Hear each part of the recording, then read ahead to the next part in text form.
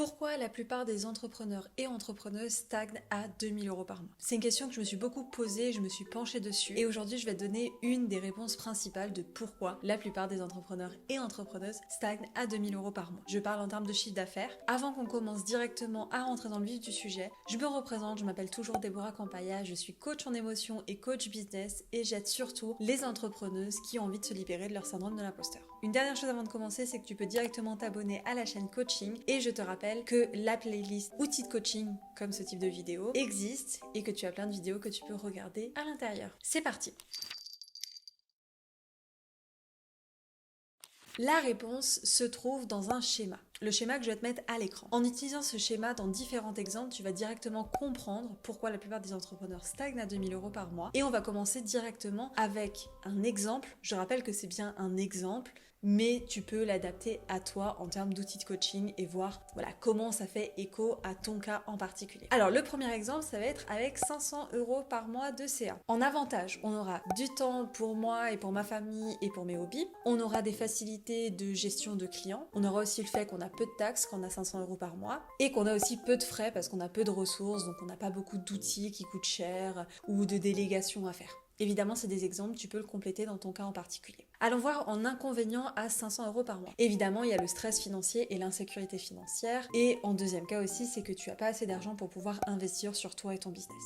On va mettre un score global de cette situation à 6 sur 10. Voilà, je me sens un 6 sur 10 dans cette situation avec 500 € par mois. Allons voir maintenant ce qui se passe à 1000 € par mois de chiffre d'affaires. En premier lieu, en avantage, c'est que j'ai toujours du temps libre, j'ai peu de frais et j'ai peu de taxes à 1000 € par mois en chiffre d'affaires. J'ai toujours de la facilité à gérer les clients à ce moment-là, mais ce qui se rajoute, c'est que j'ai plus de ressources et que j'ai plus de possibilités d'investir aussi dans moi et mon business. Donc ça fait plaisir. J'ai plus de diversité possible au niveau des projets et je sens que mon niveau de responsabilité dans mon business est un niveau léger, moyen et ça fait plaisir. Maintenant, en termes d'inconvénients, c'est que j'ai toujours du stress et de l'insécurité financière, quand même moins haute qu'à 500 € par mois et j'ai toujours peu de possibilités d'investissement sur moi et mon business, même si j'en ai un peu plus.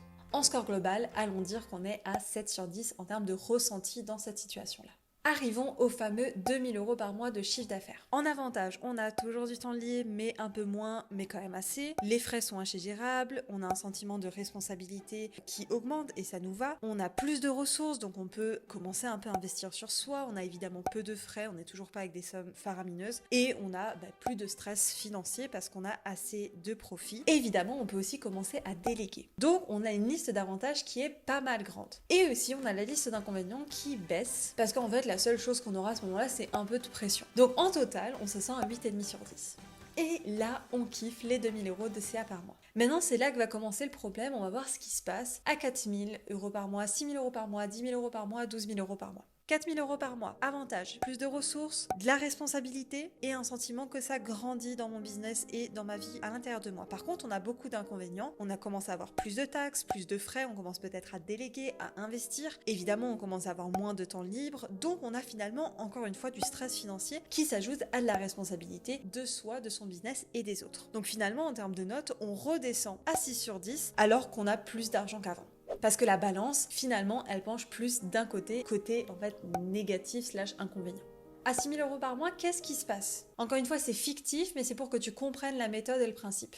En avantage, c'est cool, on a plus de ressources, on a un sentiment que ça commence à aller vers « je vais avoir assez d'argent ». Ça, c'est plutôt cool, ce sentiment d'espoir. Par contre, en inconvénient, là, la liste est longue. On a plus de taxes, on a plus de frais, on a évidemment moins de temps libre à ce moment-là parce qu'on a plus de choses à gérer. On a plus de mouvements d'argent et tout ce que ça représente, les mouvements d'argent. Savoir émotionnellement faire sortir de l'argent pour en faire re-rentrer. Voilà, les sommes sont plus grandes et du coup, ça devient plus émotionnel. Et du coup, on prend plus de risques. Donc là, la note, elle redescend bien. On a 4,5 sur 10 en termes de ressenti dans cette situation, alors qu'on est à 6000 € par mois de CA. Donc on devrait être contente. Et pourtant, alors allons voir ce qui se passe à 10 000 € par mois. Encore une fois, c'est fictif, mais au moins tu peux te faire une idée. En avantage, la liste commence à grandir et ça fait du bien. On a de nouveau évidemment plus de ressources. On a du coup ce sentiment qu'on a assez d'argent et on peut créer de nouvelles choses. Et évidemment, ce qui commence à être cool, c'est qu'on récupère du temps libre parce qu'on peut commencer à déléguer réellement. Pas juste 2-3 petites choses par-ci par-là, on commence réellement à déléguer et à avoir plus de temps libre. Mais du coup, il y a quand même des inconvénients. C'est que les taxes sont de plus en plus grandes, c'est qu'on a beaucoup plus de frais parce qu'on a commencé à réellement déléguer, et aussi les mouvements d'argent sont de plus en plus grands. on délègue, on doit payer des gens. Voilà, on peut avoir 5 000 € qui sortent d'un coup pour espérer avoir 5 000 € directement à faire rentrer. C'est plus stressant. Donc évidemment, on prend aussi plus de risques. Mais dans le global, la note elle remonte et on est à 7 sur 10. Et là, il y a quelque chose d'intéressant qui se passe. C'est que en global, on est à 7 sur 10 et la dernière fois qu'on s'est senti à 7 sur 10, c'était quand on avait 1 000 € par mois. Et elle est là la différence entre factuellement l'argent que tu as et en termes de ressenti, ce que ça représente aussi pour toi et ton business. Donc ça veut dire que quand tu as 1 000 € par mois, tu as 7 sur 10, il faut que tu passes par tout ça pour arriver jusqu'à 10 000 € par mois pour te retrouver de nouveau à 7 sur 10. Et la plupart des gens n'ont pas envie de continuer et ça se comprend. Mais ce qui est encore plus flagrant, c'est ce qu'on va voir à 12 000 € par mois. À 12 000 € par mois, c'est génial, on a plus de ressources, on peut investir sur nous, sur notre business, on peut avoir plus de projets, on a assez d'argent à ce moment-là, c'est-à-dire assez de profit, malgré le fait qu'on a beaucoup délégué et donc on a plus de temps libre.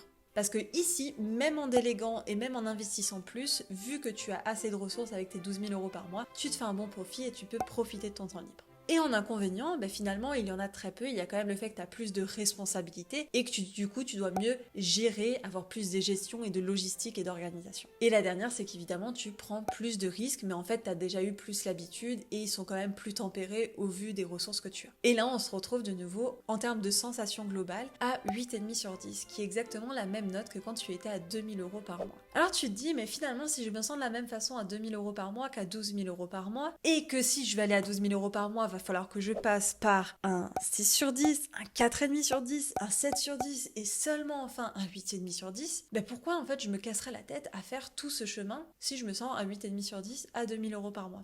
C'est pas les mêmes avantages, c'est pas les mêmes inconvénients, mais la note globale en termes de ressenti est la même. Et c'est pourquoi la plupart des entrepreneurs et entrepreneuses stagnent à 2 000 € par mois. Parce que aller vers plus loin, ça demanderait de passer vers une insécurité, vers un inconfort ponctuel au court terme pour de nouveau récupérer ce confort au long terme. Et c'est dur de réfléchir en termes de long terme quand tu es dans ce court terme-là. Alors qu'est-ce qui te permettra de continuer de passer au-dessus de cette stagnation de 2 000 € par mois? C'est pourquoi c'est important pour toi de gagner de plus de 2 000 € par mois. En fait, c'est quoi ta mission de vie? C'est quoi ton message? Et comment le fait que tu aies différents avantages à 12 000 € par mois ou plus, en fait, vont être importants pour cette mission de vie-là. Parce que si tu te raccroches pas au pourquoi c'est important pour toi, à ta mission de vie, à tes valeurs, à ton message de ton entreprise, en fait, tu as absolument aucune raison en termes de ressenti de dépasser la barre des 2 000 € par mois. Alors là, je t'ai fait l'exemple de 500 € à 12 000, mais en fait, c'est la vérité et la même chose, même quand tu vas aller de plus en plus vers de nouveaux paliers. Typiquement, quand tu vas être à 12 000 et que tu vas commencer à 14 000, tu vas plus investir et ça va être des plus grosses charges, donc finalement, tu vas avoir plus d'inconvénients de nouveau et la note va rebaisser peut-être jusqu'à ce que tu arrives à 50 000. Puis après, quand tu passes de 50 000 à 100 000, tu as beaucoup plus de taxes, tu as beaucoup plus de responsabilités, de problématiques à gérer et tout et tout. Et finalement, ces paliers, tu vas les vivre à chaque nouveau palier. La seule raison pour laquelle tu peux avoir envie d'aller vers là, c'est si la raison pour laquelle tu as envie de grandir est assez importante pour toi. Et du coup, il sera essentiel de te poser la question, pourquoi c'est important pour toi de monter de palier malgré le fait qu'en court terme, tu vas ressentir des notes plus négatives.